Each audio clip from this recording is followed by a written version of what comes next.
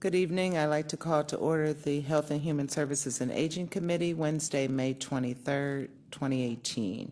Can we have a roll call, please? Calling the roll, Ms. Conwell. Here. Mr. Hauser. Here. Ms. Baker. Ms. Baker is absent at the moment. Ms. Brown. Ms. Brown is absent at the moment. Mr. Miller. Here. We have a quorum. Also let the record reflect that Council President Brady is also in attendance. All right, I'd like to make a motion to excuse Councilwoman Baker, who is out of town. Is there a second? Second. All in favor say aye. Aye. Councilwoman Brown should be coming in shortly. Approval of the minutes from the May 16th hearing. Can I have a motion for that, please? I so move. Is there a second? Second. All in favor say aye. Aye. Approval of the minutes from the May 16th, which was actually a hearing and no legislation was passed that day or discussed. Matters referred to the committee, there are none today. Just as a side note, I do believe there will be an ordinance coming that is kind of related to this coming our way. I don't know if it'll be at the next meeting or not in regards to the panel discussion that County Executive Budish would like to. So we will be discussing that coming up shortly in the near future. You know, my rule, well, some of you are new, my rule was always to try to have one committee a month so we could enjoy summer a little bit, but I don't know. It doesn't look like we'll be able to do that this year. So I just wanted to let you know that. We will have a discussion today, a presentation from the Juvenile Court and Prosecutor's Office, but we do have a few individuals that have signed in for public comment. I do believe we're going to be a little gracious today to hear from them. They are actually direct family members of the Naya Day. So if she signed in, Madam Clerk, you can ask her to come up. Ms. Flint.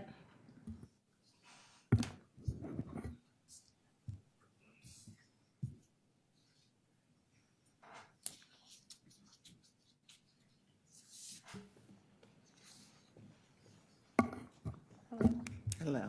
Good afternoon. Hey, just wanted to share my story about what's going on. I kept this to myself for so long before I told anyone. I just want my story to be heard. I have court proceedings from 2015 to current. I was a young, innocent woman who came into an abusive relationship. My parents warned me, but I didn't listen. That was my mistake. But without him, I wouldn't be the woman that I am today. This will never happen to me again. The abuse started with me in 2007, and I thought I escaped it, but the new victim is my daughter. I had sole custody of my daughter and would allow her father to visit on weekends and have her spend nights during the week when I worked and attended school. The first incident happened in 2013 with my daughter. Her dad called me on the phone and stated my daughter jumped off the countertop while she was getting her hair washed and cracked her head. She was rushed to the emergency room while she was in her dad's care, and he told me not to worry. And the next day I picked her up and she had her bloody clothes on and a huge cut on her eye. So I proceeded to take her home. Her dad threatened if I took her away from him, bad things would happen to me. And I pleaded that I wanted to take her home to give her a bath and take care of her. And eventually, 30 minutes later, her dad appeared at my home in my daughter's place, and he wouldn't leave me and my daughter to have any alone time. He tried to attack me in front of my daughter. He chased me out of my apartment, bruised my arm in the process, and I had ran into a neighbor's home for safety and brought my daughter with me. He stole my apartment and car keys, and the same day I contacted the police. A couple of weeks later, we were in court. The charges were menacing and petty theft, but they were dismissed because I didn't know I had court dates because I never received my mail. He was then placed on a restraining order for my daughter and myself, and it lasted for a year.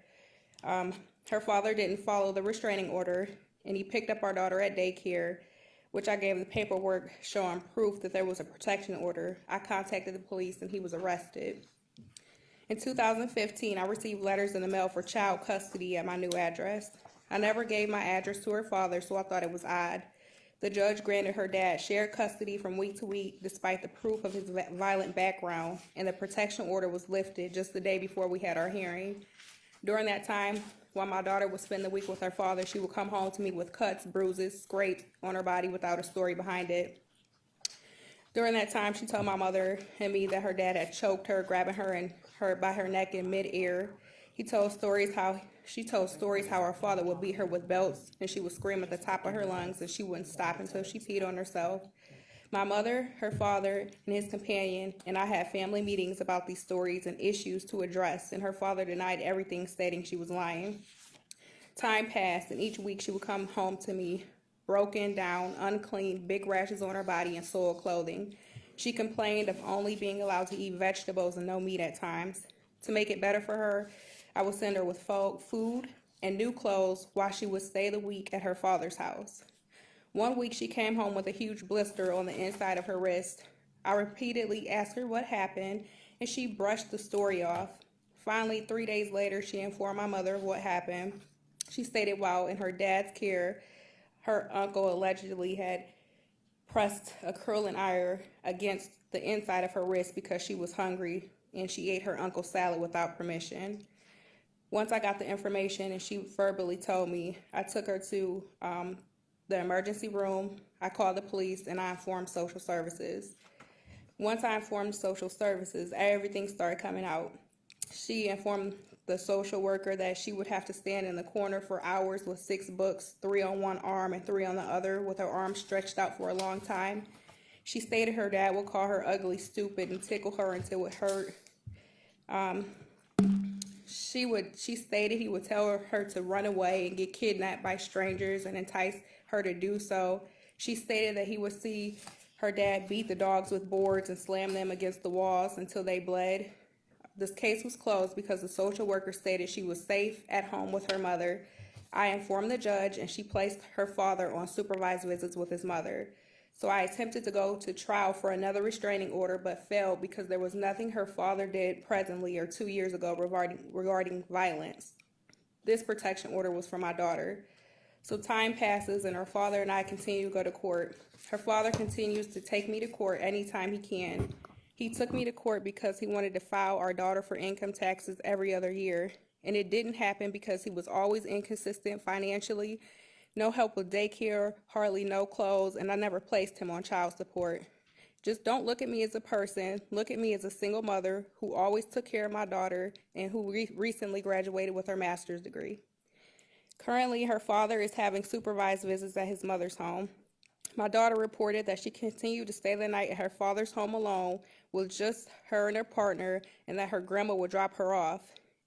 I felt unsafe, so I requested that my daughter will meet at the police station to pick my daughter up when it was my week or for any holidays.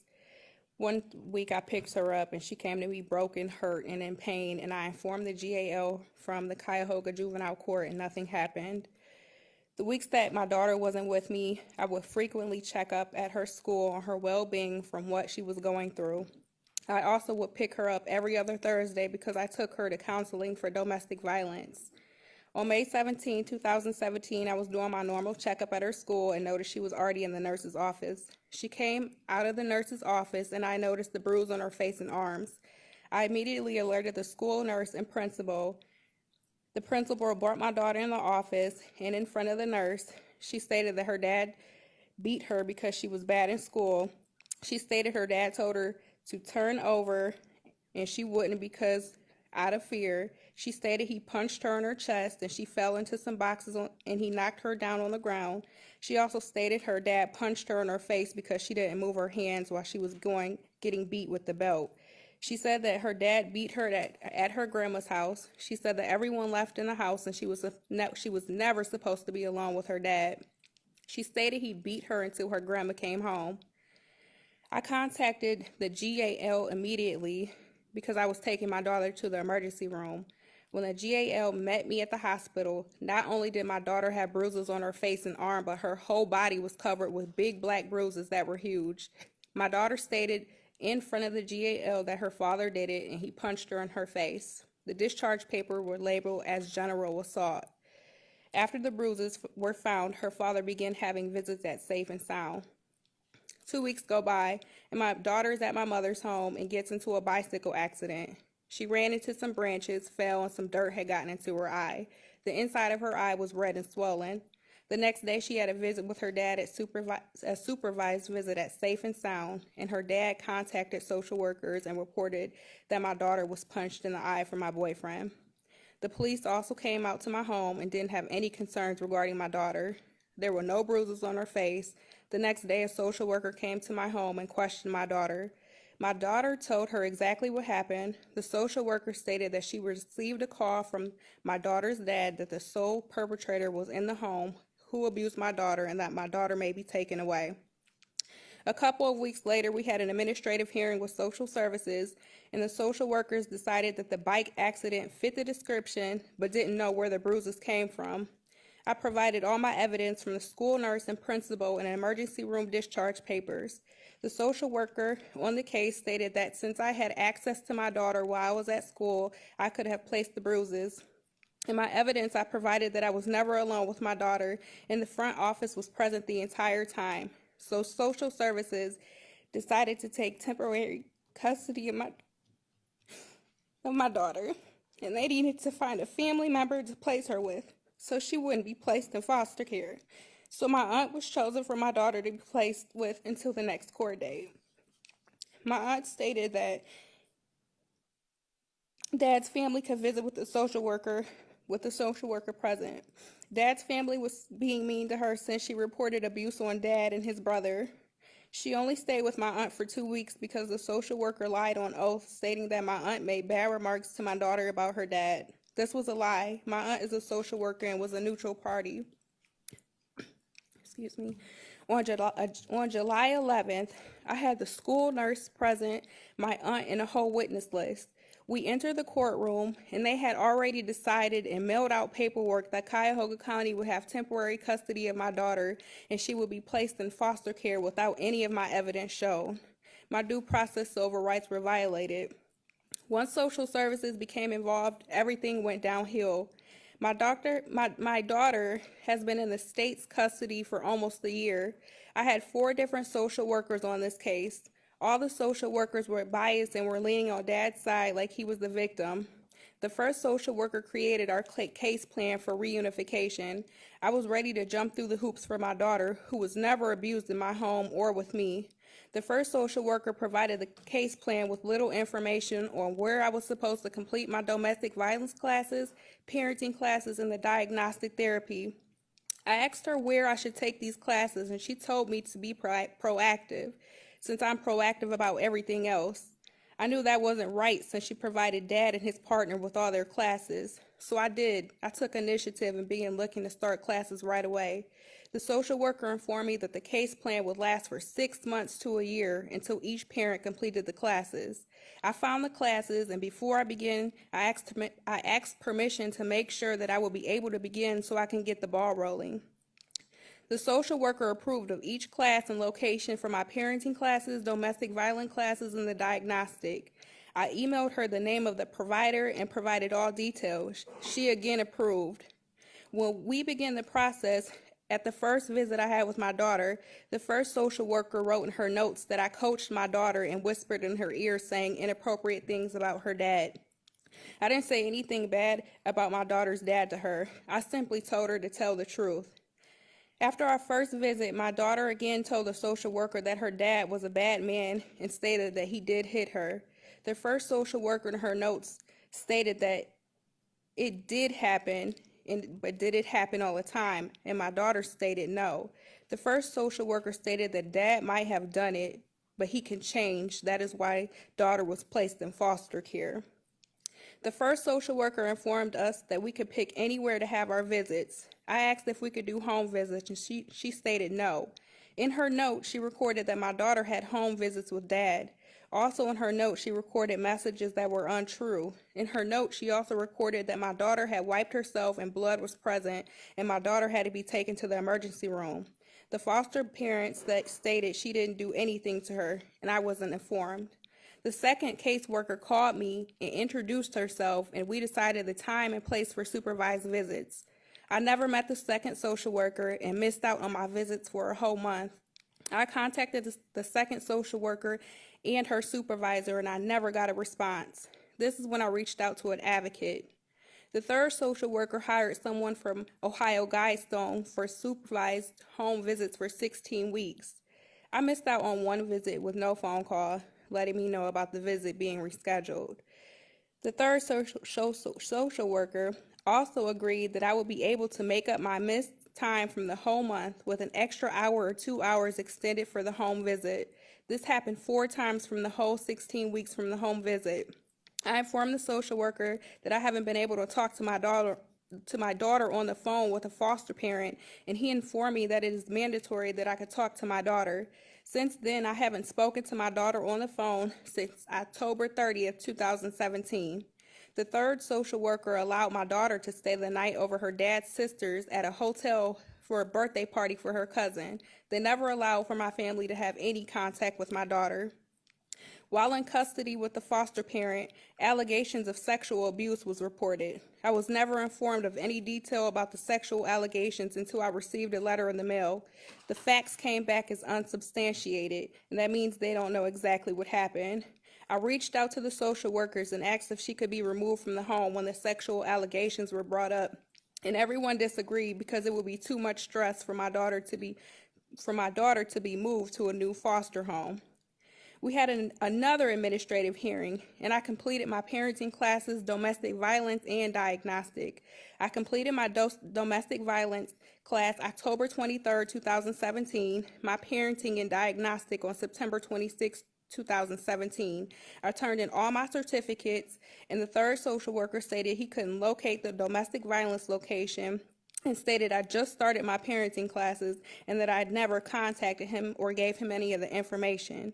He lied on oath, and he stated that my daughter's father was 50% done. When we had a SAR, he just started. He had a start date of October 5th. How could he be 50% done when he just started on that date? And again, this social worker never came to my home. The Ohio Guidestone supervised visit recorded that she had no recommendations for me, and she had no concerns with my daughter while being at home. Since when does a county maintain custody of a child just to wait for another parent to complete a case plan when parents don't reside in the same home? The fourth social worker was also biased for Dad. She put a burden on me and put my job on risk when she tried to schedule for my supervised visits with my daughter. She made me drive far for my visits when she accommodated Dad for visits that was close for him. She provided extra time for Dad. I had a visit, and it was a replacement for the fourth social worker because she wasn't available that day, and the replacement asked the foster parent if my daughter was supposed to be picked up at a different time because Dad had his visit on the previous day. We are supposed to have 2-hour visits, and I've only been receiving an 1.5-hour visit. I spoke with the fourth social worker, and she informed me that she would have to speak to her supervisor about making up the extra time. She then later informed me that the time could be made up, but never provided me with the extra time since it was mandatory that we have 2-hour visits. I informed the social worker that my daughter had bruises on her body and nail marks on her arm. I contacted her the next day because it was stipulated that I must watch what I say in front of my daughter due to any type of influence. She informed me in an administrative hearing that I showed little concern because I contacted her a month later. That was a lie. The fourth social worker was informed of a court-mandated diagnostic for an interaction for both parents a month in advance. The first date was scheduled in February. The second date we all attended was March 15th. My daughter never made it to the date scheduled in February, and the social worker stated she was never informed of the date in February, and that was a lie. The fourth social worker was biased because I made complaints regarding her and her supervisor's worker to their director and consumer affairs repeatedly. My daughter and I had a supervised visit with the social worker in March. My daughter was having a bad day, and I told her when she comes home, I wanted to take a family trip to Disneyland because I had been, and it would be fun. I stated this in front of the social worker, and she didn't stop the visit or say anything about the comment. In her notes, she recorded that I whispered comments about the trip in my daughter's ear. That was a lie. My daughter really has issues with separation anxiety because she had been away from me for almost a year, and at this visit she tried to leave with me. I told her to hang in there because it was almost over and she would be home soon. The fourth social worker threatened my daughter that she would have security escort her out if she didn't go with the social worker to return to the foster parent. The social worker then screamed out, "This is extortion." It was sad because she pulled a mother and daughter away only because they didn't want to leave each other, and it made my daughter very sad. I could do nothing but just watch my daughter walk away with the social worker. That was the last visit I had with my daughter. I haven't seen her in almost 3 months because the fourth social worker stated since I made that comment about Disneyland and talked to her about signing up for dance classes that I tried to bribe and influence my daughter, and it is court order that I can't talk about the case or try to influence her.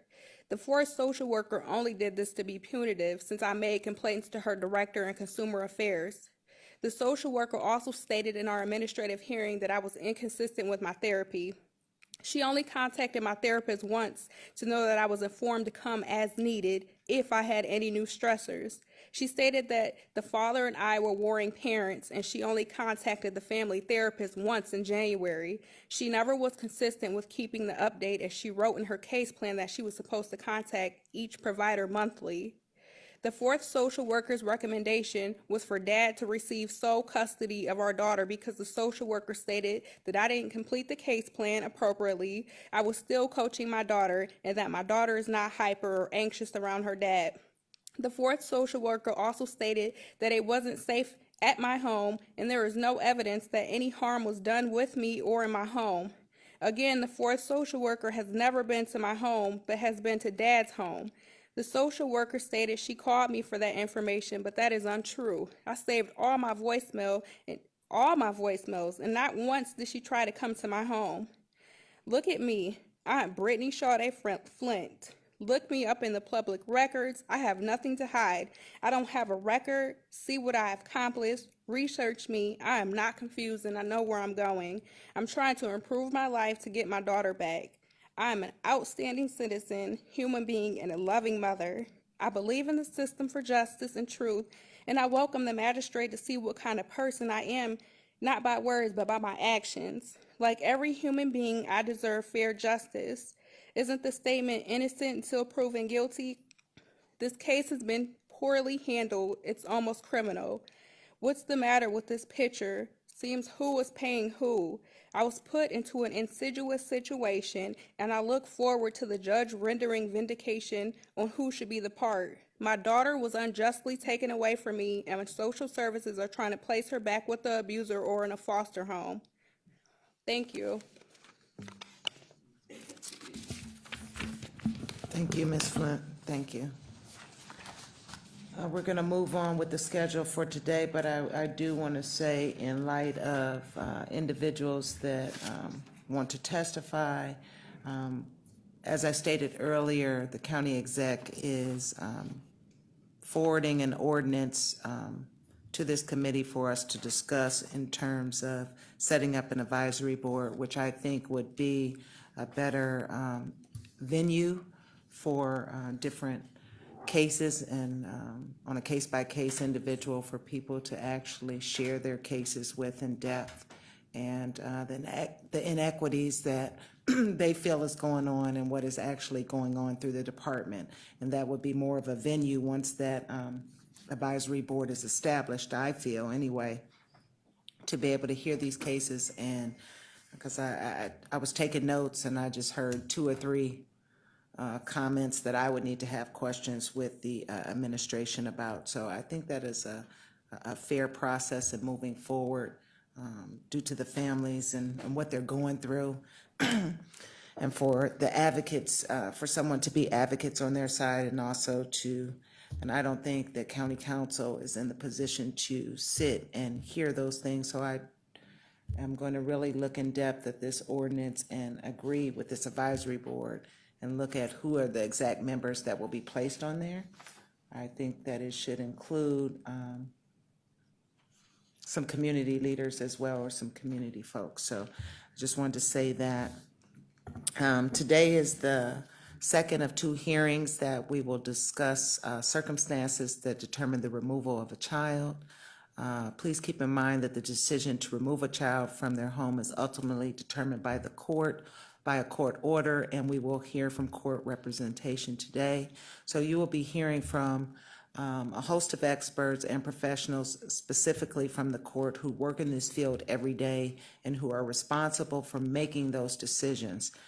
Protecting children is a collaborative effort that involves key professionals from many different agencies and organizations. Therefore, the goal of these hearings is not only to look at the collaboration of our decision-making and how we can make those processes more effective, but to also provide the public with a better understanding of how the child welfare system works and how we all, even at the reporting level, should be held accountable for protecting the lives of our most vulnerable population. However, I would like to share with you this committee's effort to review procedures as it relates to the removal of the children from their homes and examine ways we may be able to add additional resources and make recommendations regarding the implementation of more sound protocols to help circumvent tragedies from occurring in the future.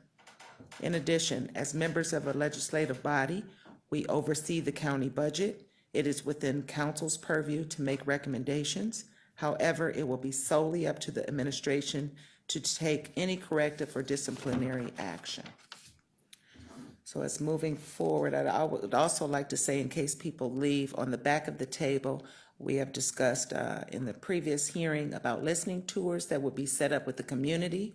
That list is on the back table, copies, to let individuals know that would like to come. This is something that was set up from the administration to provide listening tours to the community. So I just want to say on the back table is a list of those. And if we could have our first presenter come up to the mic, please.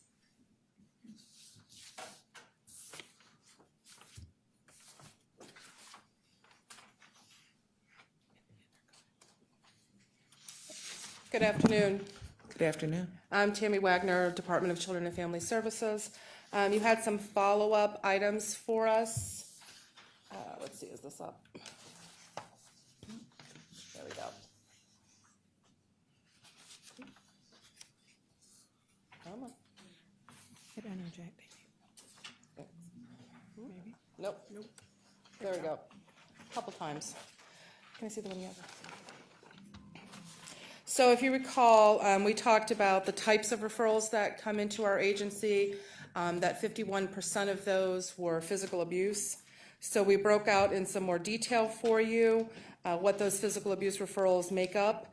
So in 2017, we had 5,177 referrals with physical abuse. Of that, there were 4,304 unique families, so some families may have multiple referrals. Children on those referrals were 7,220. Referrals with at least one child with substantiated physical abuse, 983.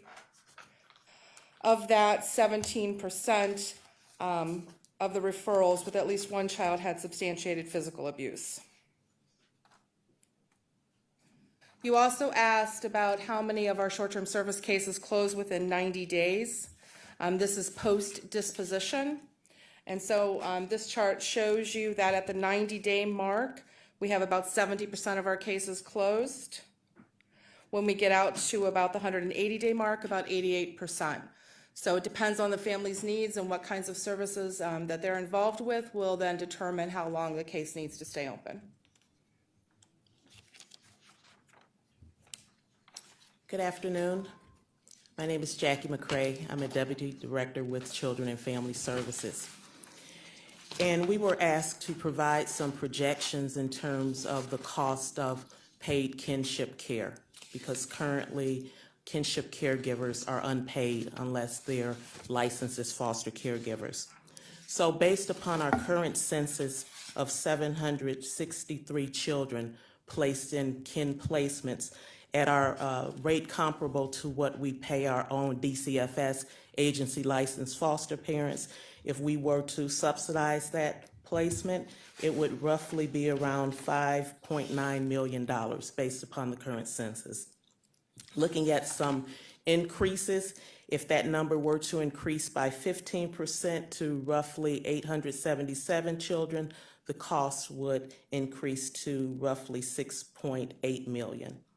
Looking at a 20% increase of 916 children, the annual cost would be roughly $7 million.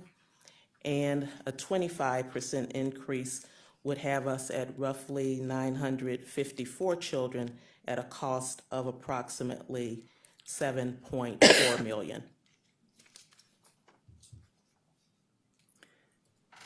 Good afternoon. I'm Cindy Weiskettle, the Director of DCFS. We were also asked about resignation rates for child protection specialists. What we have provided you with are 2 points in time. The first data point is prior to the new model shift. So between August of 14 through the end of July of 16, we had 128 workers resign. Of those workers, the median length of stay was 2.8 years. The average length of stay was 6.12 years on the job. We then looked at the same median and average for the time period of when the new model came into place. Median length of stay was 2.43 years, and average length of stay was 7.2 years. The number of workers in the first group was 128, in the second group it was 109 workers. So, as you said, last week we really talked about how a case flows through the system and how we make the decision to approach the court. We are now going to hear from Michelle Myers, who is the supervising attorney for Cuyahoga County's Prosecutor's Office for Child and Family Services, and she is going to lead the discussion of how the case moves from, we have now gone to the prosecutor's office to file. Thank you. Welcome, Ms. Myers. Thank you very much. Good afternoon, Madam Chairwoman, members of council. I would like to thank all of you for giving me this opportunity to speak with you today. As Director Weiskettle indicated, I am the supervisor of the prosecutors who handle the Children and Family Services unit and work with the unit, the division, in cases involving allegations of abuse, neglect, or dependency. So basically what that means is when the agency decides a case needs court intervention, my prosecutors under my supervision assist them in every aspect of that case. Just as a background, my staff includes 34 total staff, which involves 3 managing attorneys and 18 assistant prosecuting attorneys who do the daily courtroom activities, filings, motions, everything else that is required. We do have our offices where Children and Family Services has their office. We have satellite offices. We go to, have prosecutors at the Old Brooklyn site. We have prosecutors at the Quincy site, and obviously we have them at the Jane and the Hunter building. We feel that doing that serves our client in the best way we can because we're right there with them when they need something. When we are involved 24/7. The agency has situations, obviously, where removal is necessary after hours. Our 8 days do not end at 4:30 by any means. We have the ability to have on-call prosecutors. So if a situation happens at midnight and the agency needs to remove a child because they're at immediate risk of harm, they can reach a prosecutor at that time, and then the prosecutor will then reach a jurist who is on call so that we can keep that child safe. Anytime the agency determines that a legal filing is necessary, the case will come through my unit and one of my APAs. Just as a frame of reference, according to juvenile court statistics from 2017, in that year we filed approximately 3,000 complaints alleging abuse, neglect, or dependency of children. In 2017, that was an increase of almost 33% from the year before. We also filed approximately 300 motions requesting termination of parental rights. So that is at the back end usually of a case when the agency has provided as many services as they can, but feel that termination is an appropriate disposition. Every time a hearing happens, the Child Protection Service worker has an assistant prosecuting attorney with him or her advocating for the agency's position. As you heard Director Weiskettle say last week when she was explaining the process to you, the agency uses what we call a team decision-making process, where they come together and they make a decision as a group. No one person makes a decision about how to ensure the safety of children. That includes my office as well. As counsel for the agency, we do everything we can to promote the agency's mission. The prosecutors who are in our units are dedicated to child protection. We do not have attorneys who rotate into the delinquency unit or the child support unit or the criminal unit. They are there because they believe in child protection and want to serve the mission of the agency.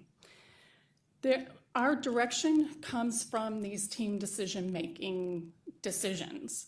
So when the agency has a TDM, a staffing is what we call it, they make a decision about how to proceed with a case.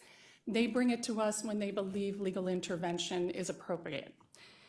If they make a decision about removal, we will do everything we can to proceed with that decision. There are times, however, where social work and legal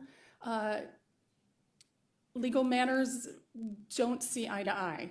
There are times when we are bound by our ethical obligation to comply with the law. And that doesn't always fit in nicely and neatly with what a social worker may believe is best or what they think should happen. So because of that, we developed a procedure with the agency, we call it the delayed filing procedure, where if there is a disagreement where the agency worker or the agency has made a decision to take legal action and my unit believes that it is not an appropriate legal step to take, then we have a meeting together and we bring everyone together to talk about it. It would be myself, it would be one of my managing attorneys, it would be one of my assistant prosecutors, it would be the social worker, their supervisor, their senior supervisor, all come together to talk about how we can get where we need to be to make sure that these children are protected. Typically, we come to a consensus. I can count on one hand in the 21 years that I've been here where we have not been able to come to a consensus. I will say that the relationship that I believe myself and my prosecutors have with the agency is very sound. We have a lot of mutual respect for one another, and we usually are able to agree. Part of our job of representing the Division of Children and Family Services is to ensure that workers act within the requirements of the law. This includes the Ohio Revised Code, the Ohio Administrative Code, the juvenile rules, and the Ohio and federal constitutions. As Director Weiskettel said, and as you, Madam Chairwoman, said at the beginning of this, none of us can do this alone. We need community providers, we need family members, we need everyone to speak up when they see something.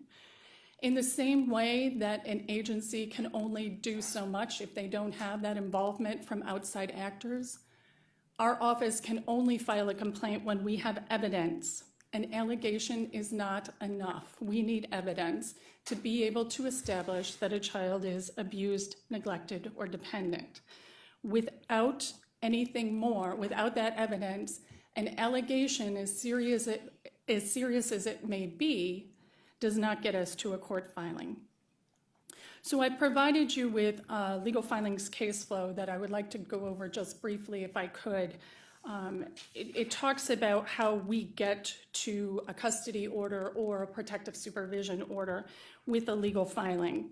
As you can see, I talked about a telephonic order of removal. Those are those 24/7 cases that I talked about. Those are those after-hour situations where a child's at immediate risk of harm, needs to come out of the home immediately, and we need an order of removal. In those situations, we do make the phone call to the jurist, and the jurist makes the final determination about whether the child should be removed. We do this all through computer. They send us a journal entry through an email, and we're able to proceed with the removal if necessary.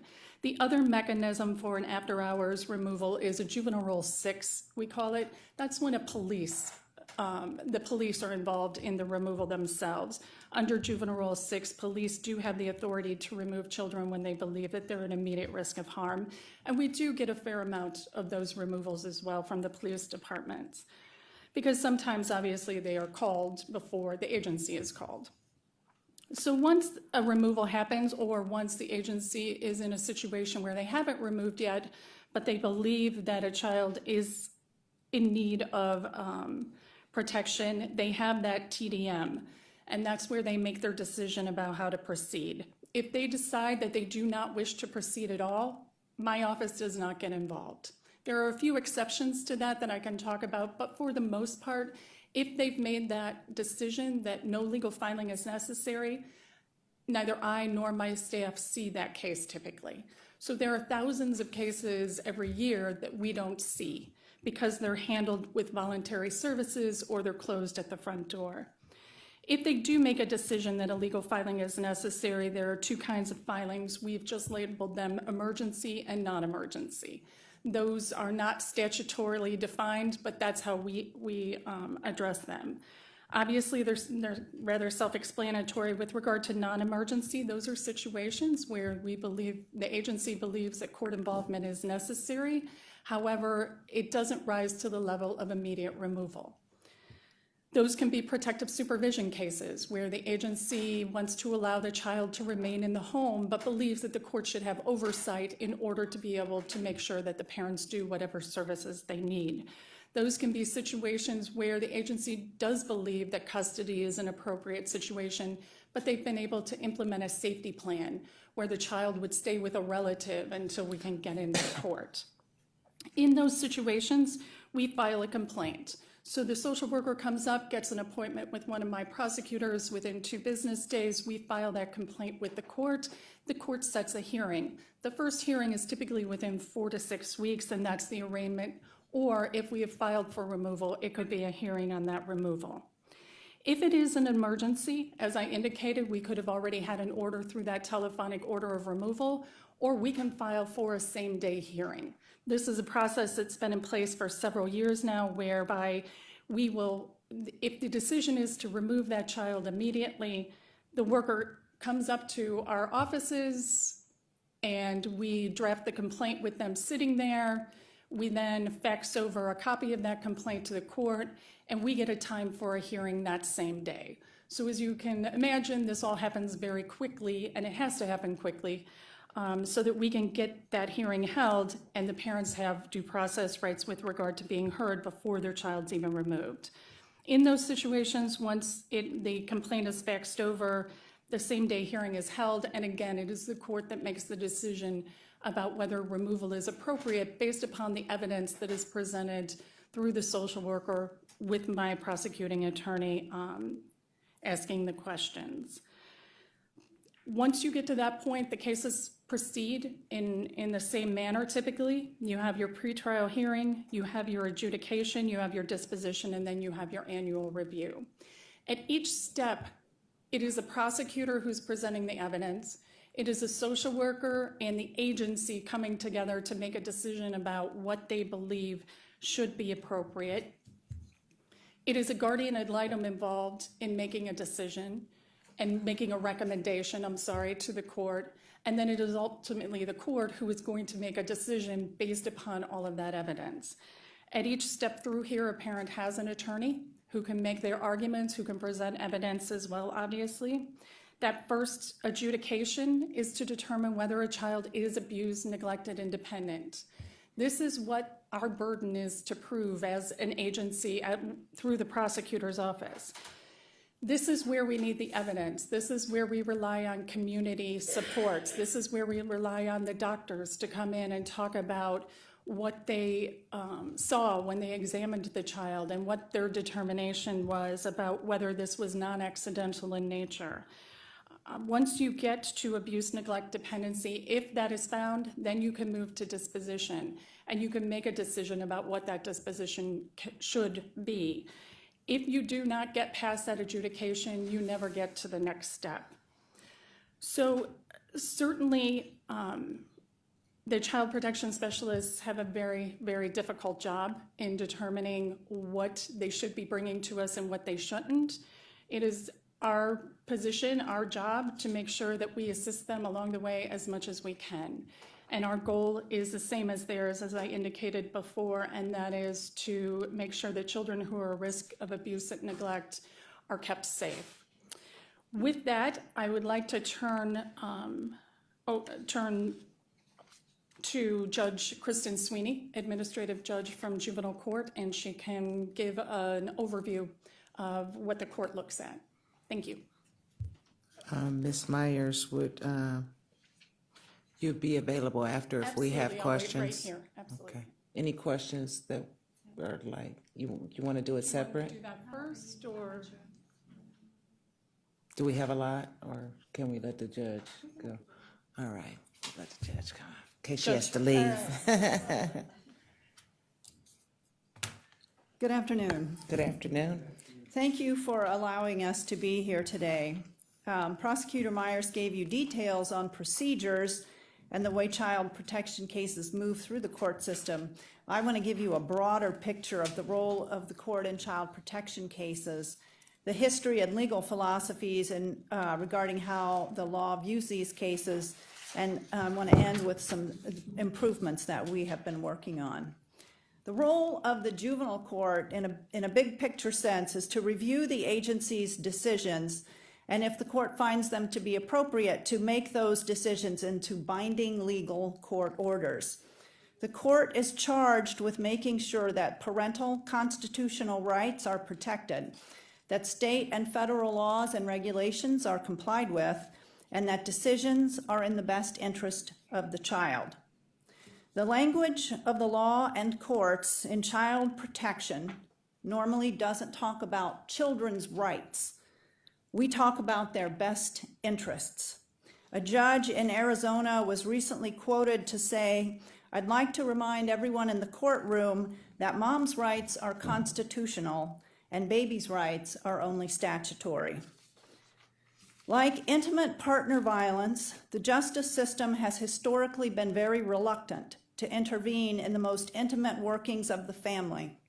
In most contexts, the parents are presumed to have their children's best interests at heart, and therefore, because of the children's youth and legal incapacity, the parents speak for the children. Acknowledging that the parent may in fact be inflicting harm through abuse or neglect has been a process that has evolved over time, and removing children from their parents is seen as a last resort. The 8th District Court of Appeals refers to permanent custody cases, or the permanent ending of parental rights, as the death penalty cases of juvenile court. Legal momentum is always towards keeping biological families together.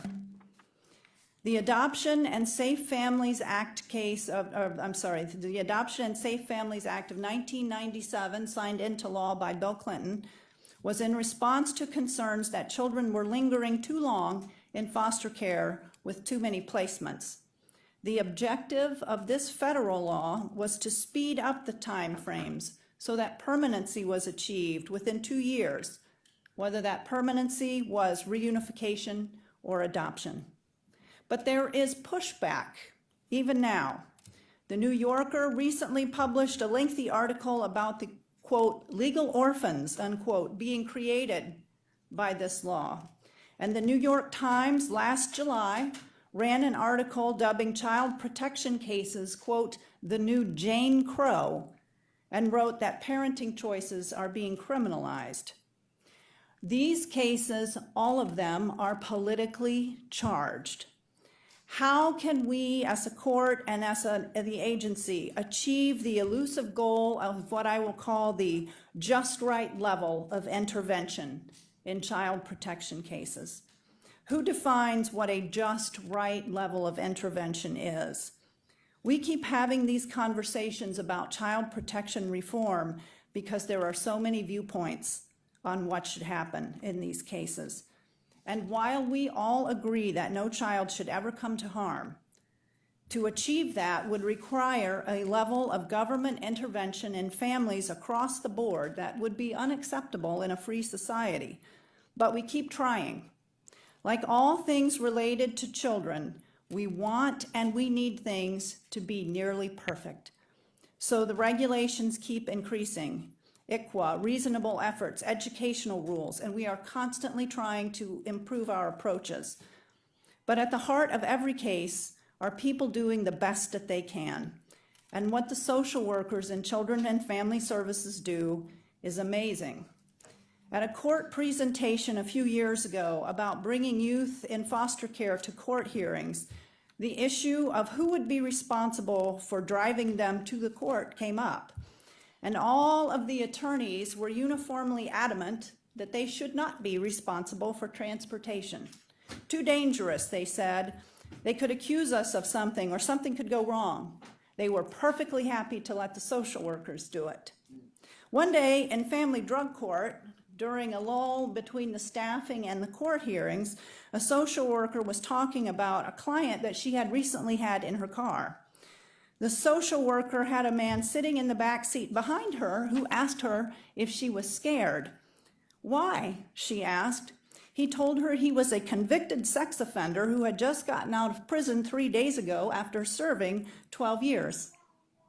To be a social worker is to be brave. After the huge influx of cases in the 90s, the number of abuse, neglect, and dependency cases dropped dramatically for several years. And for close to a decade, things were calmer. Then, around the time of the opioid epidemic, things started to increase. The abuse, neglect, and dependency filings in the court from 2013 to 2017 increased from 143%. We are on track to increase another 8% of these filings in this year. Both the agency and the court are working hard for the families of this county, but it is a struggle. The court and the agency are working together much, much better than we did 20 years ago. And I would include the Adams Board and the Developmental Disabilities Board in this collaboration. There have been many improvements. We are no longer as siloed as we once were. We all recognize that these kids are our kids and that we will make much better use of resources if we work together.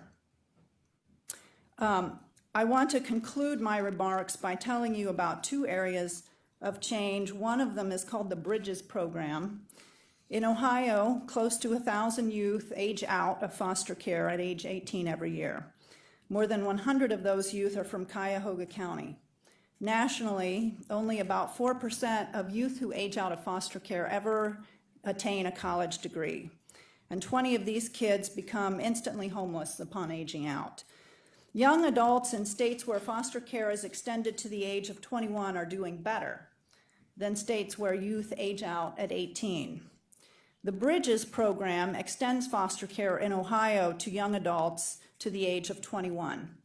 It was authorized by the Ohio House Bill 50, the Ohio Fostering Connections Act, and it was signed into law by Governor Kasich in June of 2016. The legislation is intended to assist young adults between the ages of 18 and 21 in gaining skills toward self-sufficiency by providing monetary assistance with stable housing, support to complete educational and employment goals, and access to community services. The juvenile court will retain jurisdiction over young adults through the age of 21 while they are participating in the Bridges program. And the direct services of Bridges will be carried out by a statewide network of community providers, and it will be the first state-administered child welfare program in Ohio. The other thing I wanted to tell you about, in recognizing that a new approach is needed to handle some of these cases, is the Parent Representation Project. The juvenile court is implementing a pilot program designed to improve the quality of legal representation for parents whose children have been placed in foster care. The goals of the project are to shorten the amount of time children spend in foster care and to reduce family contact with children and family services and juvenile court. These goals will be achieved with more and better training for attorneys representing parents and with the help of new support staff for these attorneys. The attorneys will be assigned to help the parents within 72 hours of filing, and they will represent parents in an expanded capacity both in and out of court, including agency proceedings where removal recommendations and case plan objectives are made. And that is currently not the situation. Parents do not have representation in agency staffings. This project is funded through a grant from the Ohio Supreme Court. The last thing I want to say, which I think is vital in this and also a challenge, is that when I started in the public defender's office in court in the 90s, there was the culture at that time was that children were not brought into court to speak on their own wishes and their own desires or what they themselves had experienced. And over the last 20 years, a concerted effort has been made to pry open the doors of the juvenile court to the kids themselves in their own custody cases. We have had some success. We've had some success in some courtrooms more so than others, but it continues to be an ongoing effort. And honestly, especially as you get, well, depending on the case, I mean, that can be the single most important thing. If a kid tells you, I've had a 4-year-old say, I want to live with my aunt and uncle and I don't care if I ever see mommy and daddy again. If a 4-year-old tells you that, that's pretty compelling evidence right there. I mean, that's pretty much decides the case. But I would say that this, you know, the more the court can hear from the children that are impacted in these cases themselves, the better off our decisions will be. And so I want to thank you for your time and attention. And I'm happy to answer any questions if you have them, or I can just go sit back down. I'm happy to do that too. Well, I'm glad you made that last statement, Judge, because that was my number one question. What weight the child's words play in as evidence in a case, because they're the ones that are living it. Yes, that's right. And so I'm glad you stated that. In terms of the pilot program, when will that start? Well, it's starting right now. We're putting together the office, like physically putting together the office, and I believe that the trainings will start in the fall. 2018? Mm-hmm. And how much was that grant for?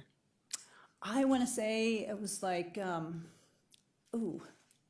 I'm afraid to give you an exact Okay. number because I'm afraid I'll get it wrong. I can email it to you. Okay. Okay. And that grant was from Ohio Supreme Court. Yes. So, you know, that leads into one of my other questions in terms of, in hearing the testimony that we heard today, you know, we're all human, we all make mistakes. And as Michelle Myers was presenting, she is the prosecutor, you know, to look on the benefits of solely for the kids. But as I was hearing the testimony and her presentation, I was thinking, well, you know, the regular court systems, who has the rights for the parents, you Yeah. know? And just human nature, things happen, you know. So I'm sure not all cases, but some cases, they would need some representation. So I love that this pilot is, love to learn more about it. Are you gonna handle that? Like, is it up under your purview to handle in terms of setting up who will actually? So it is being run by Linda Julian she's basically the person who has been funded by the grant to be the administrator. Magistrate Nancy McMillan, who is my custody magistrate, has been very actively involved in putting that together. And Cheryl Rice from Children and Family Services has also been involved in the drafting and the writing of the grant. So it's been a collaborative effort. Okay, so they wrote the grant, so we've received the funding. Yes. Okay, so in going forward, who would be the one that would establish what that project will look like? How they're gonna Linda Julian. just look? Yeah. Okay. DCFS won't play a role in that part, will they? Well, I want to say it's, you know, it's, there's the three women, it's the board. Not necessarily a board in a legal sense, but, you know, the grant was written, you know, with specifics of these are the things that we're going to do, and then the Supreme Court would come in and say you're meeting your goals or you're not meeting your goals. Okay. Any other questions for the judge? I just have one quick question, Judge. Yes. Is there any training in the courts to work with the kids? For example, I'm not sure that a 4-year-old could sufficiently express herself or express what's happening in the home, nor even on the other side of it, I'm not sure that a 4-year-old saying, I don't want to live with mommy and daddy is enough to make a decision as well. So is there any training to really vent and work with the kids in the court system?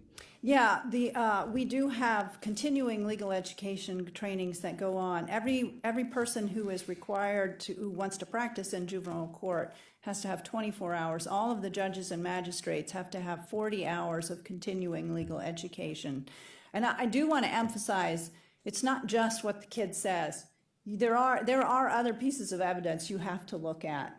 In that particular case, that is such a compelling and unusual statement, you know, that it's that last piece of, you know, it just kind of weighs it, right? But that's not ever the only piece of evidence that you would look at. Any other? For the judge? All right, I guess it's you, Ms. All Myers. right, thank you very much. If I could take a moment just to follow up on what Judge Sweeney was saying with regard to the parent representation. Cheryl Rice is actually one of my prosecutors, one of my managing attorneys. We were on that committee because we feel very, very strongly that that is an important piece of this. Because you're right, our obligation is to first and foremost make sure that the laws of the state of Ohio and that the Constitution are followed. We take that very seriously, and that's why sometimes we do have disagreements with our client. Second and foremost, we have an obligation to represent our client if we believe what they're requesting is legally appropriate. So having that other piece, we believe as strongly as anyone else that it's an important piece, and that's why we're on that committee and why we fought so hard to get that to Cuyahoga County. Okay, so just one question from last week, and I know you weren't here. There was I actually was here last Oh, week. okay. I sat in the I back, so. apologize. There was a state policy where they were saying, I can't remember the particulars, where I had asked Director Wise-Kettle what was the state policy in, I guess, in visiting the kids, or I'm trying to see if it was the removal of the kids. Well, anyway, between the state policy and DCFS policy, it was different. The state required two days out of. So you're standing up here and saying that you're an advocate for us sticking with this. So I believe Find the it. I'm question trying to had find my to do notes. with if we went out on an investigation. The Investigation, state right. required us to make 2 attempted home visits. We require 1 visit a day. Okay. Okay. Okay, so is that something that you would disagree on, since you stated that you try to push for us to follow what I'm assuming that the state had some discussions of why they set that policy that way. And I'm not saying that we're doing anything bad, and I don't want to lead to that, but I'm trying to get to the understanding of how it affects if we change a policy slightly from the state.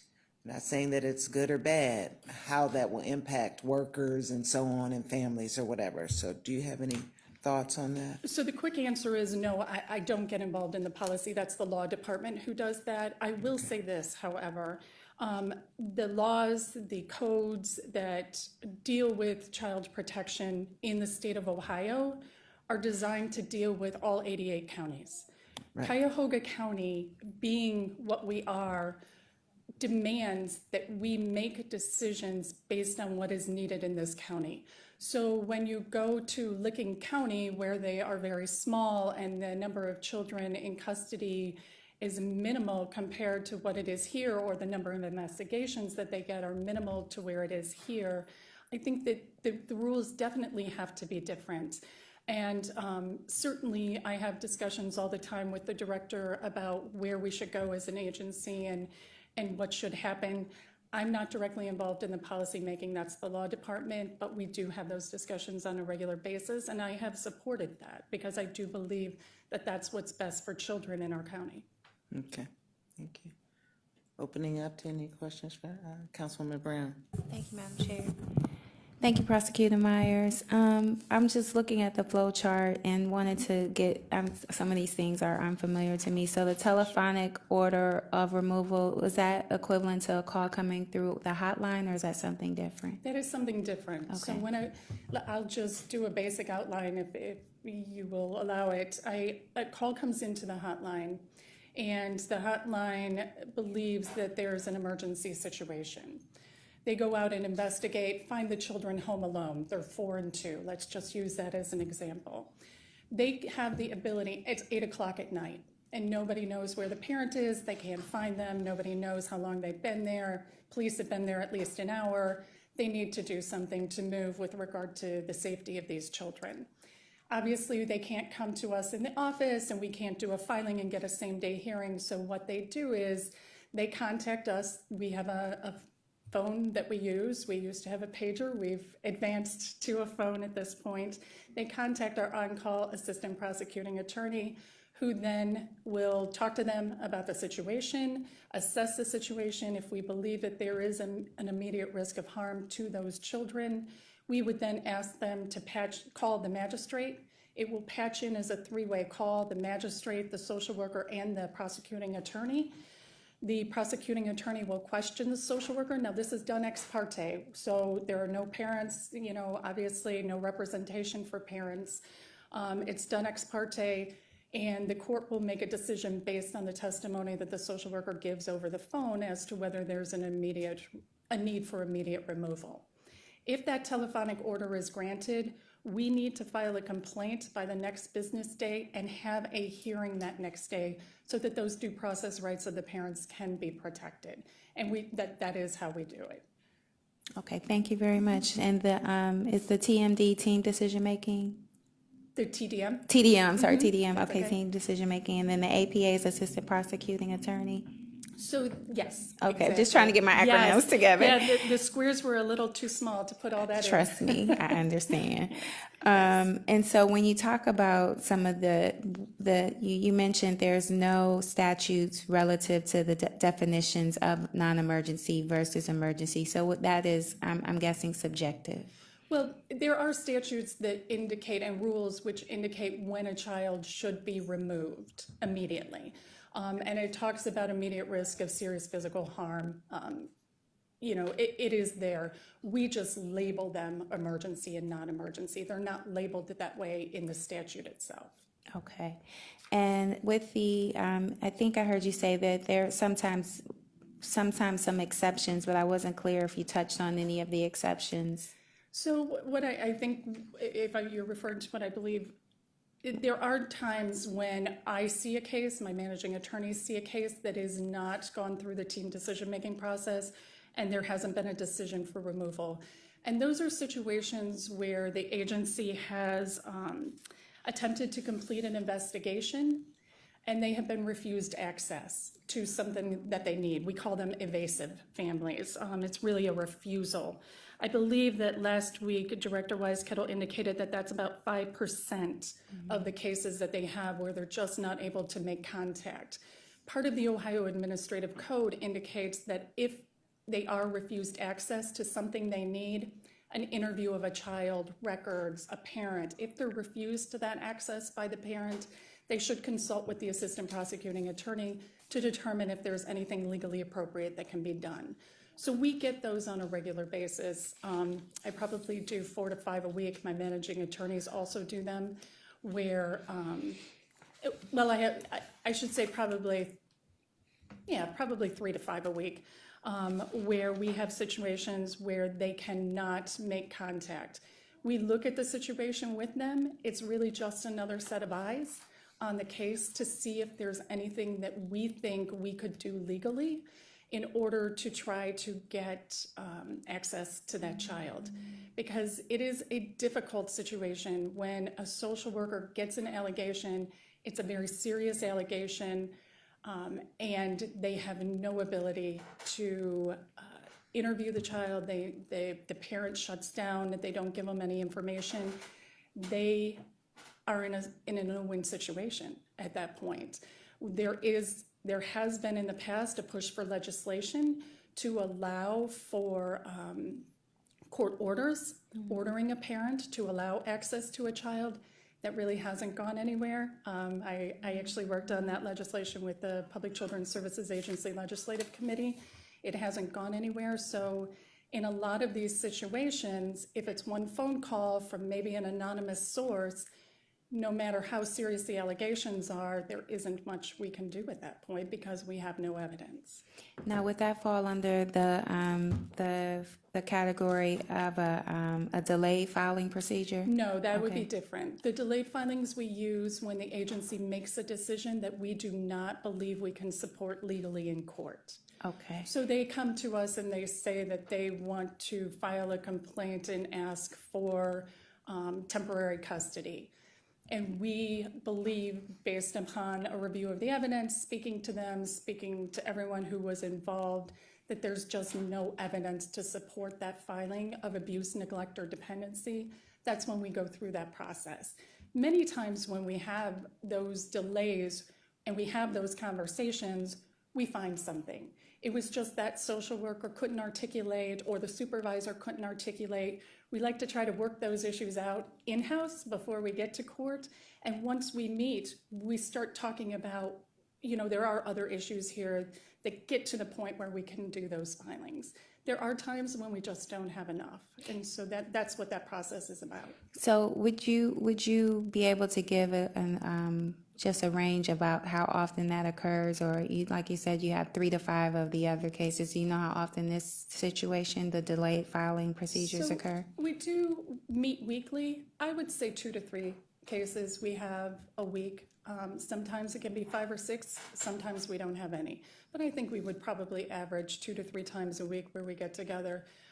There are other times we use the same process when the agency has made a decision that they want to request protective supervision and leave the child in the home. And in reviewing the facts, we believe that's probably not the best plan for the child.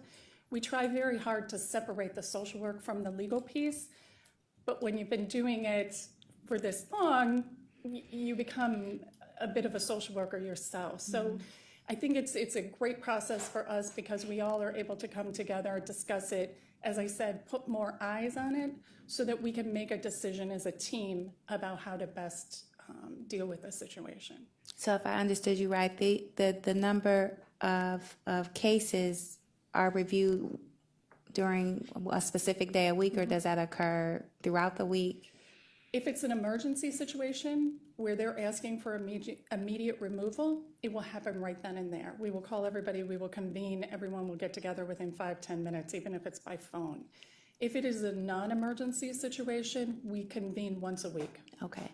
And in those meetings, you mentioned that consensus is generally arrived. So is it generally arrived always within that meeting, or is there? Okay, all right. Yes, I would say that there's very few cases where we've decided maybe the worker needs to go out and get more information and we'll come back the next week. But I would say probably 97% of them are resolved right then and there. Okay, thank you very much. You're welcome. Councilman Hauser. Director, I had a quick question, and I know you keep pointing to the fact that we need evidence to make a decision. I guess what do we deem as evidence? For example, if the kid is not talking and the parent is not gonna tell them themselves, how do we deem a call as non-emergency or emergency, that we have enough information? What do we deem as evidence? So we can use a lot of different things. We do have that, right? Children who are being abused or neglected don't volunteer that because they're not convinced they're going to come out of that home and be safe, right? So, or because children who are abused love their parents still, right? So they don't volunteer that information. Parents certainly on a regular basis don't volunteer it. So a lot of what we do is encourage the social workers, because they are our investigators. We encourage them to seek out collateral information. If a referent is someone who we can use, if it's a teacher, talk to the teacher. If it's a doctor, talk to the doctor. If it's a police officer, get that police report. That is the kind of evidence we need. It is very, very difficult, believe it or not, for social workers to get police reports from the city of Cleveland. That is outrageous to me that we are trying to file and protect children and we can't get police reports for 2 months sometimes to do that. But those are the kinds of things we look for in order to create that evidence that we may not otherwise have because the parent or the child isn't saying anything. Just a quick follow-up question. So last week, actually, a friend of mine who's a teacher at Richmond Heights High School, she called 696 kids. One of her students had a burnt mark on her neck. The student admitted that her mother had did it and asked her please not to call. She had to call anyway. And whoever took the call said she didn't have enough information to send someone out. What do we do in those type of cases where this child is still in the home, has already admitted that her mother caused a burn mark? I do believe whoever took the call said it has been several calls on this particular child with this particular mother, but said it wasn't enough information to send anyone out. What can we do in those type of situations? I think that I need to defer to the director on this one because that's their expertise. So I apologize, Cindy, but I think that you can answer that probably better than I can. So the school teacher in question is what is called a mandated reporter. When she reported the allegations of abuse and neglect, she would have been given a number associated with that. If that teacher was unsatisfied with the answer she got from the worker on the hotline, she could have asked to speak to a supervisor, the senior manager, or our customer service department, and we would review that decision to see if we would disagree with what the worker's decision was. Okay. Yeah, I have that number. I think talking to the teacher, she seemed a little frustrated. It seemed like they weren't gonna do anything, even though it would have been multiple reports and she had called to report it. But I will work offline to follow up. Right, if you give my staff the number, we'd be glad to follow up Okay. on it. We can pull the actual phone call, because the hotline is recorded, so we can actually listen to the exchange between the teacher and our staff.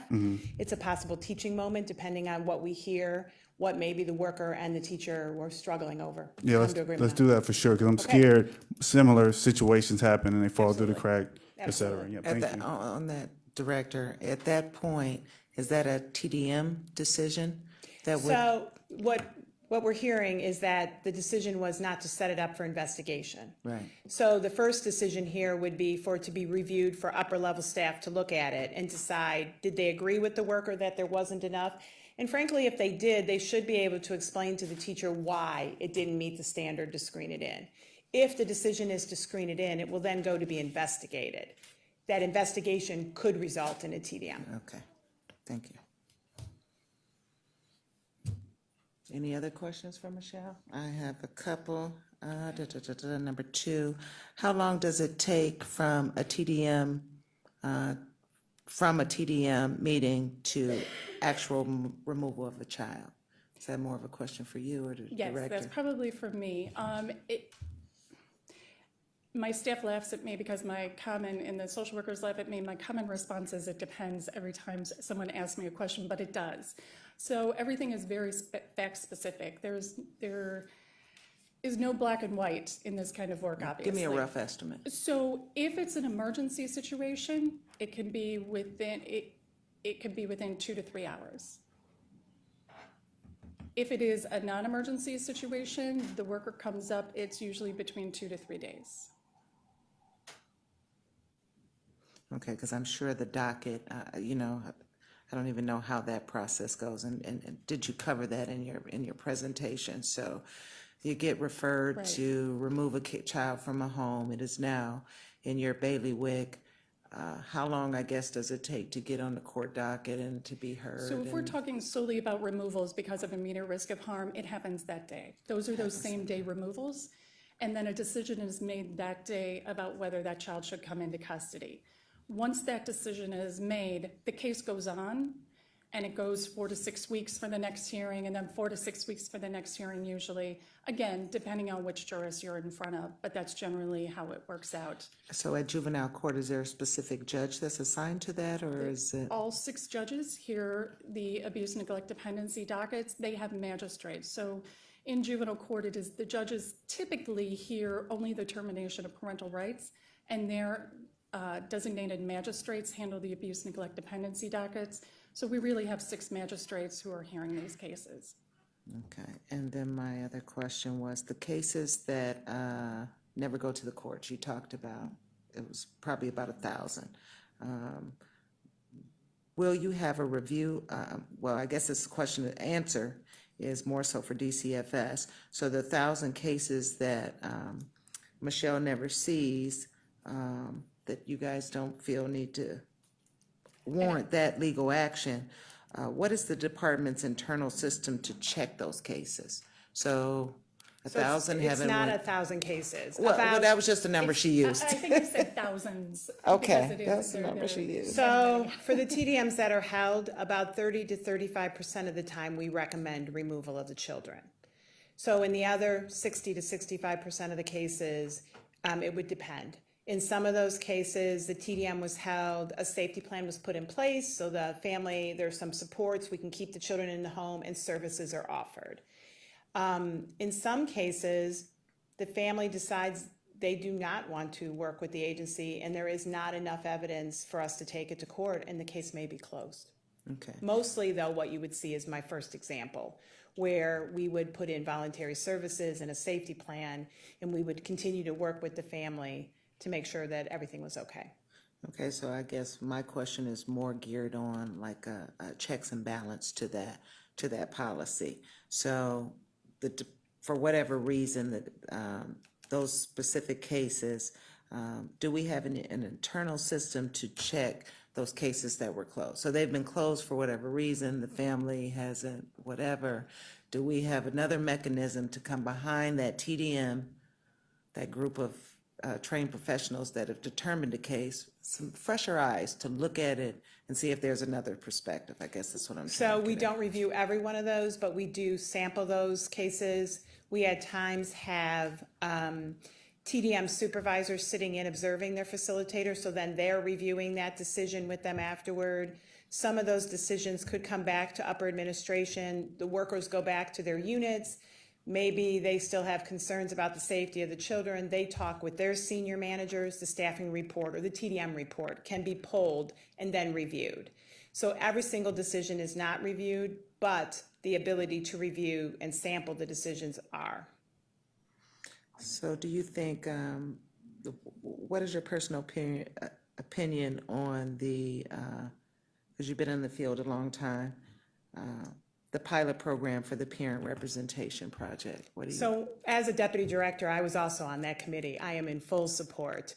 As a young worker, our parents went to court and they had no representation. I believe strongly parents should have representation.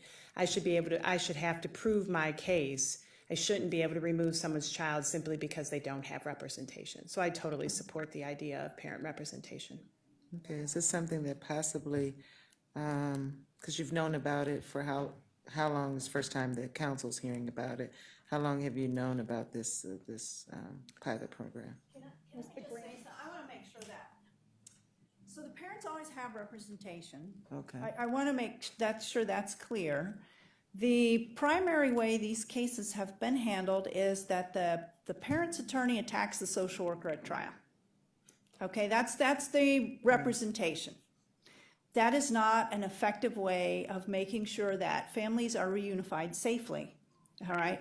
The goal of this project is to reorient the role of the defense attorney so that the defense attorney is helping the parent complete services and remedy the causes of removal, and so that they're doing something besides just second-guessing the social worker at the time of trial. Do you see the difference? Mm-hmm. So I'm concerned because I want to make sure that we know there's parent representation, and much of it is really good, but sometimes, and particularly when we get to like the permanent custody stuff, there's a lot of room for improvements. And this effort has been talked about for a couple of years. There are grant funding from the Ohio Supreme Court. At one point wasn't there, and then it was there, and then it wasn't there. And so, but the focus on this is really to reorient the role of the defense attorney. It's not that we're creating a new role, it's that we're taking something that's existing and refocusing it. I just want to make sure that we're clear on. Okay, so the what we're parents doing. that have the representation that is from, not the prosecuting, but from the defendant attorney. Say that again? So the parents that have representation now, who is representing them? We have, it's either the public defender's office or we have the assigned counsel list, which is maintained through the court. And the funding, if it's not the public defender, then the court funds that through the assigned counsel list. It's actually a major part of our budget. So. Okay.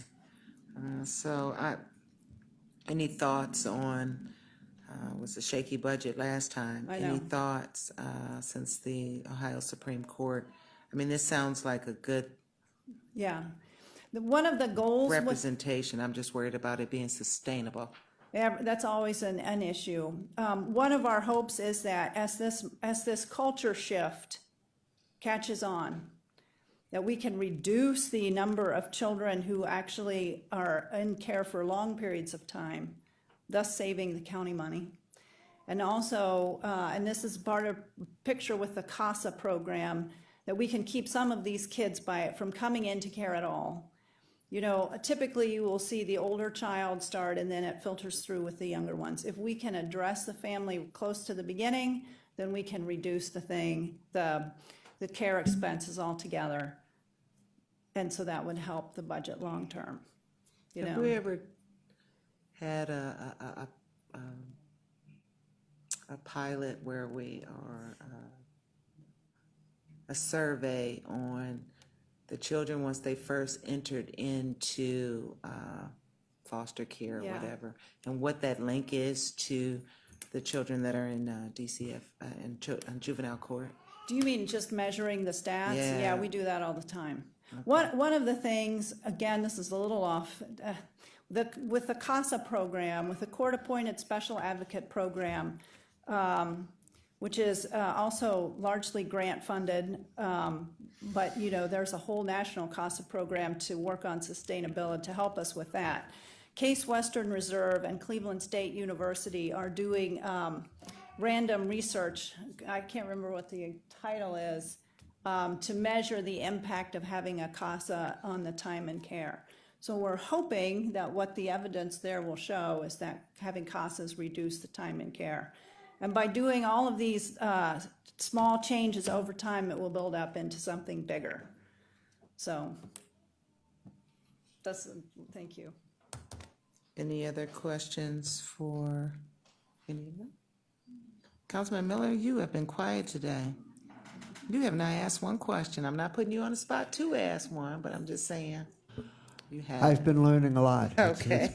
It's been a very good series of presentations. You know, since you're kind of suggesting that I should ask a question, I'll ask one to whoever wants to respond. Oh, that's a rare moment that Councilman Miller does. My experience in dealing with these issues, especially when the parents are in conflict, is that they typically have very, very different opinions about the facts and very strongly emotionally charged. And my question is how do you sort this out and figure out what really happened and what ought to be done about it? I think that's the million-dollar question for all of us. And for us, we look for those collateral sources that I spoke about.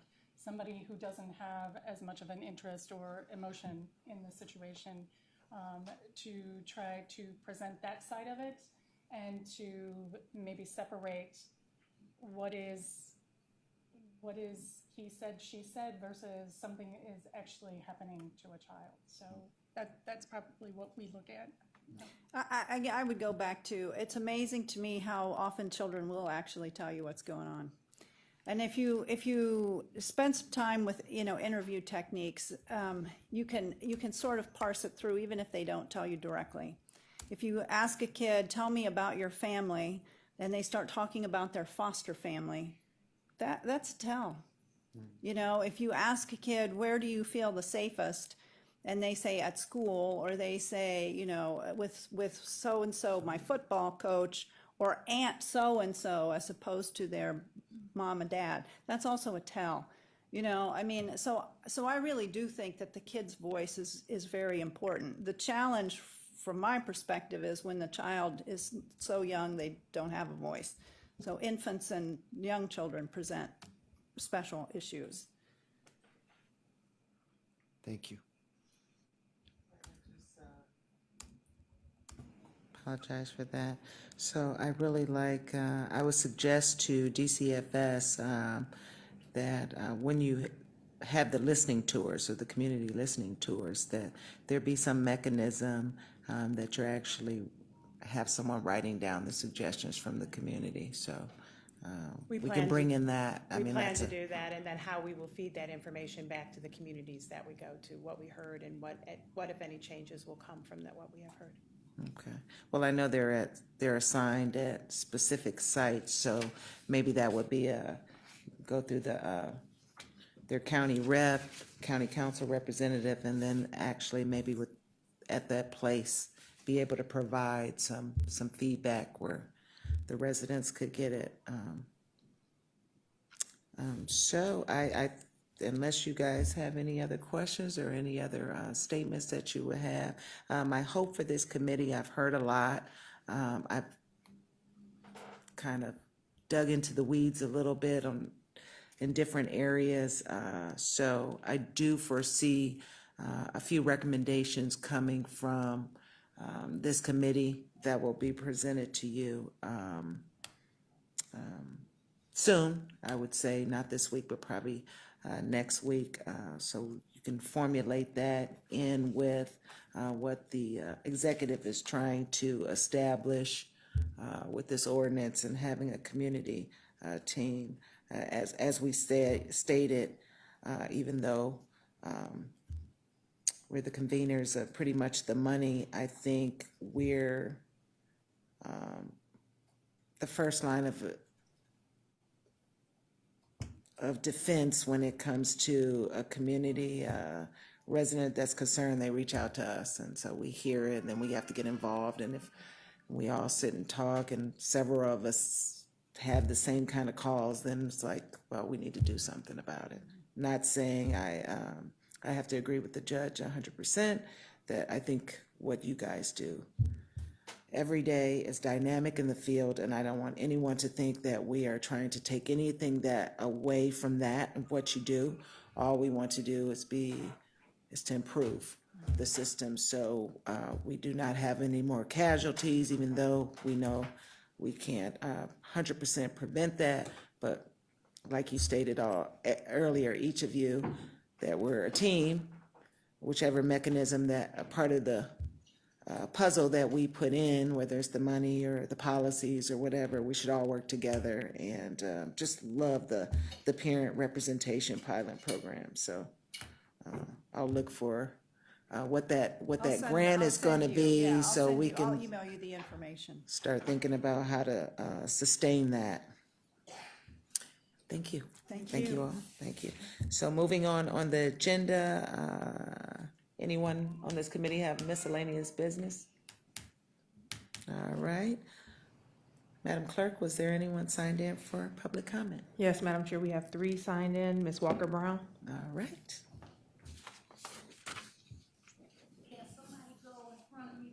Yes, that's okay. Ms. Hegler. Next one. Ms. Lou.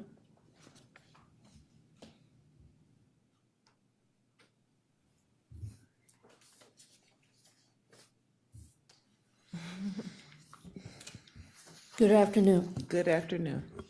And I still remember the first time when we heard about, not exactly the same people, same individuals, but also the people are involved into this type of situations back in March 27th, County Council meeting. And for me, from that day on, I really found out, finally, this is a time we can pay attention to all these related things. Like right now, we hear about the core. I hope there will be a chance for foster care system to be examined by current county council, because you guys really have a better eyes and good ears, and also asking good questions. All these things have been done throughout the past 2 decades, probably currently shelter will have less angry, frustrated people, because I have heard lots of stories just like the First Lady when she came here to tell all of you about her actual cases. I mean, individual ones and all together. All those things for these homeless people, either they were the parent or they were the kid. I still remember that lady holding her little girl standing here talking to you. Think about that. She said she admits she's alcoholic. But for her, separating from her 6-year-old son, and she was so much in shock when her son was burned by cooking oil because somebody else was making hot dogs. Now, if those things don't get resolved, she still cannot get her son back. Eventually, she probably will give in to her coping mechanism, which is alcohol. In that case, I don't know if that little girl in her arm will be taken away from her again. Right now, those people are already maybe either in the foster care system, the children, or the parents. Some of them are already in the family shelter, either in family shelter if they can get other kids out of the trouble, or they are in the shelter on Payne Avenue. That's the reason why, for me, I think this is serious, because these are future homeless populations. And I really hope we will have a chance to check out, really, I have to say that again, foster care system. I didn't mention that here on a different meeting. The worker at the shelter at that time, when she was in foster care system, it was simply because her mother passed away. Her and her siblings were sent to foster care. And look at what happened to her. Even that was 30 years ago. We know all those things are still happening. Thank you for your effort. Thank you. Thank you. Ms. Hayes?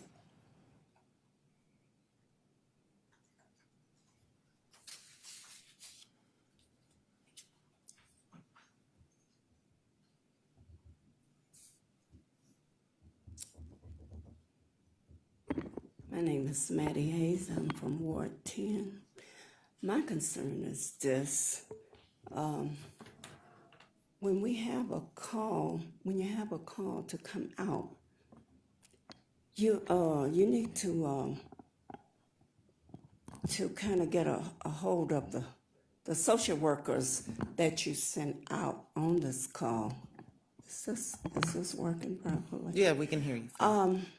Because my concern is this about the children.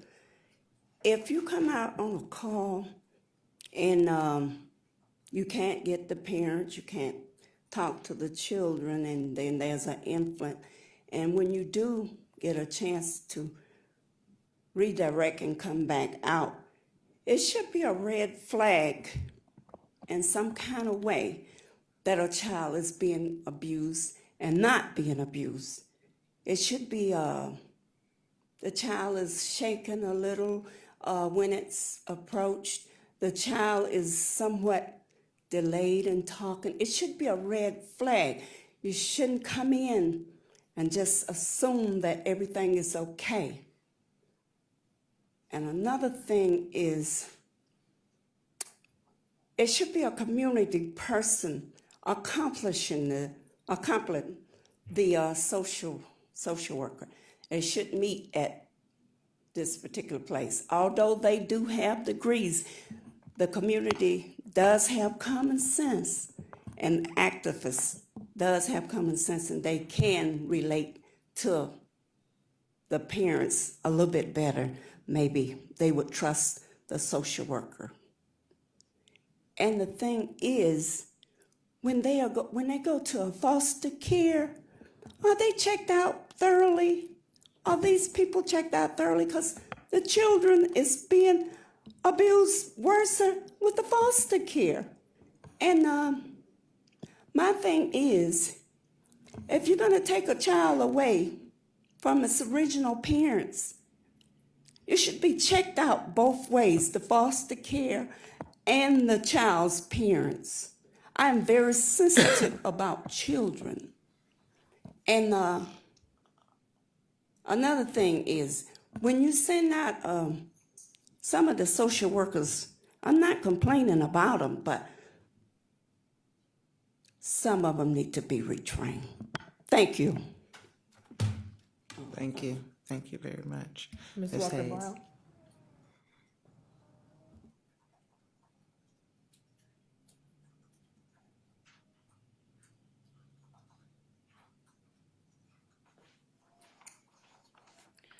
I'm glad that you had the hearing. I'm just a little disappointed in how it's being run, that the administration would have more time than actual families actually coming to specifically tell you their stories, because that's why I invited them.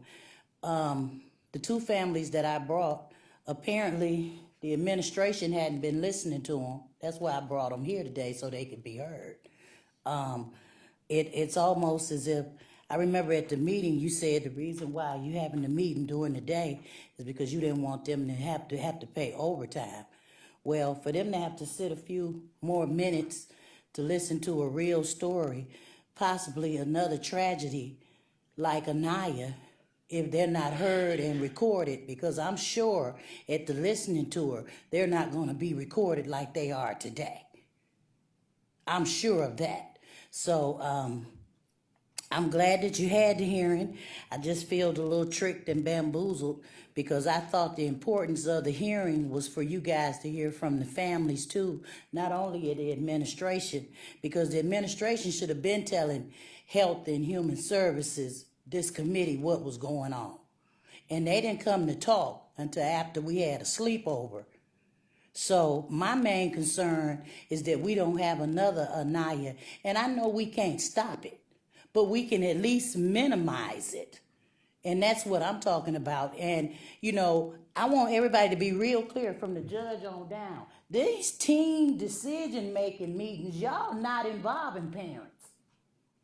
Michael Garrett is a prime example. He's never been invited to a team decision-making meeting, but yet you saying we have them, and you got all these statistics of how many we had. And, you know, being a conservative, I be listening to little small things. The director said only 35% of the team decision meetings are met. So what happens to the other 65% of the caseload? They don't have team decision meetings? Because according to this here, family to family, team decision-making meetings is supposed to be made at every case you have. So my main concern is not to come up here with a bunch of data and PowerPoints and you're not doing what need to be done. It need to be some type of documentation where y'all following up on how many team decision-making meetings are done annually, quarterly, and even monthly, considering we have all these children that we trying to save. So I'm noticing you got all this data coming in, but I'm steady bringing people that say they ain't had a team decision-making meeting. And people steady calling me, telling me they've never been to one. But everybody's here are telling you so much about these team decision-making meetings. Thank you. We have one more signed in, Ms. Hegler.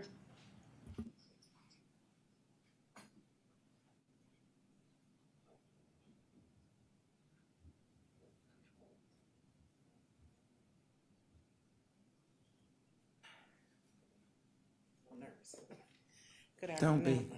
Good afternoon, ladies and gentlemen. Good afternoon. I am a foster parent.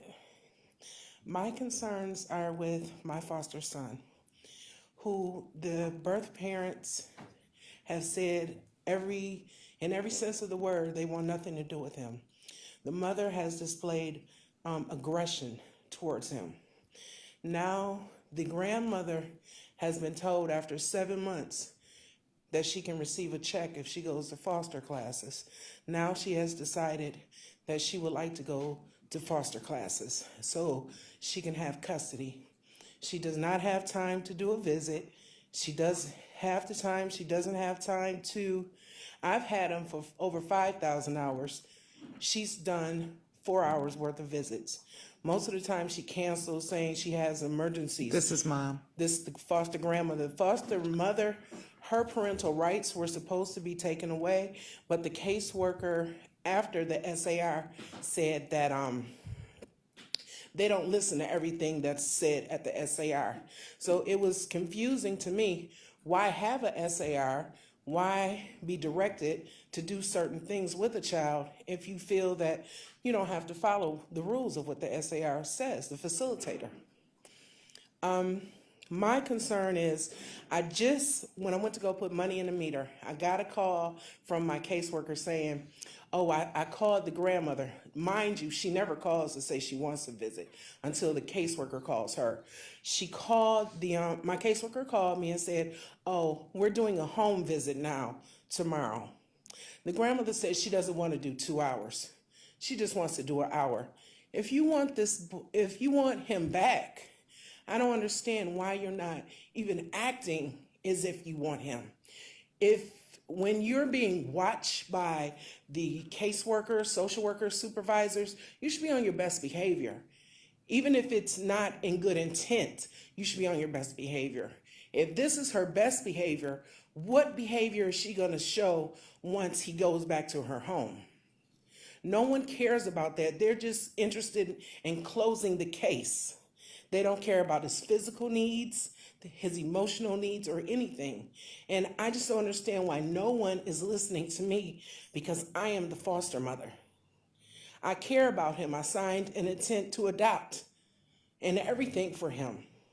And it's not that I want to remove him from the family. It's just they were absent and they wouldn't meet with the GAL. They didn't want to talk to social workers.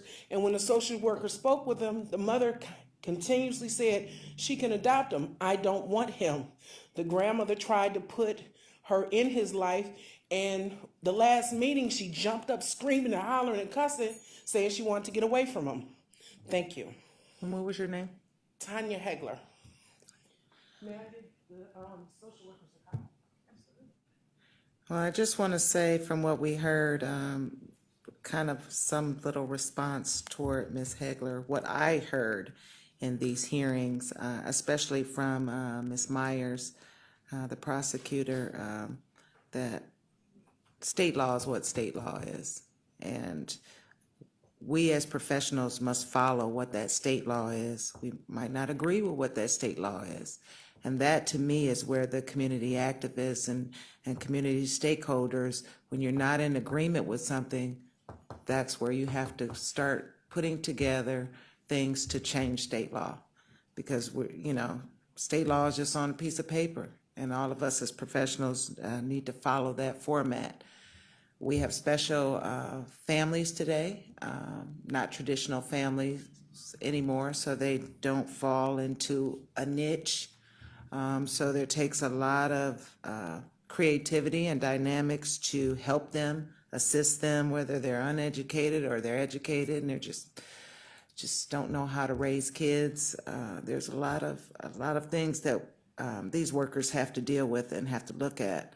And as a community, we have to look at, but none of us can cross state laws. We have to follow the state laws. So I would advocate from any of the community stakeholders.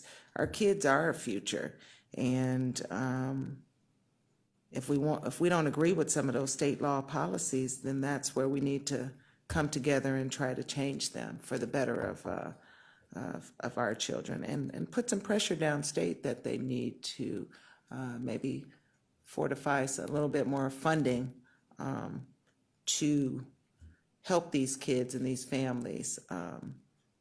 I don't think any of us want to take anyone else's child from them, but I heard clearly in these hearings that it's not an easy process to stop parental rights.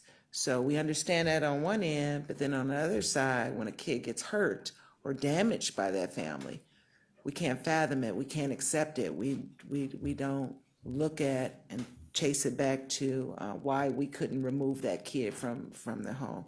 And another caveat to that, where some of the community that want to stand up and step into these kids' lives, whether they want to raise them on a regular basis, but be a mentor, be something as an advocate in these kids' lives, so we can really truly be a community that is trying to save kids. So I've given a couple of suggestions. State law might need to be changed. We need to do some more mentorship. We really need to look at Volunteer at all you have to do is volunteer at a school if you have a couple hours. You will see so much in that classroom. You will be able to identify the kids that need help and the families that need help just by going to a classroom. Doesn't matter what age of classrooms that you go. So I try to do those things, and I get involved and try to talk to the principals and see, you know, from an outside standpoint, where these kids need help, you know, additional help, and it can come from a gamut of different individuals. It doesn't necessarily, and it's not going to necessarily all come from the social workers. We already see that they're overwrought, and we're going to try to really take a look at that. That will be one of the recommendations that will come from this committee. How do we look at that in terms of a worker and how overwhelmed they're feeling in doing this job? They love doing the job, but how can we make it easier for them? Anyone else would like to share anything? All right, if not, this meeting is adjourned.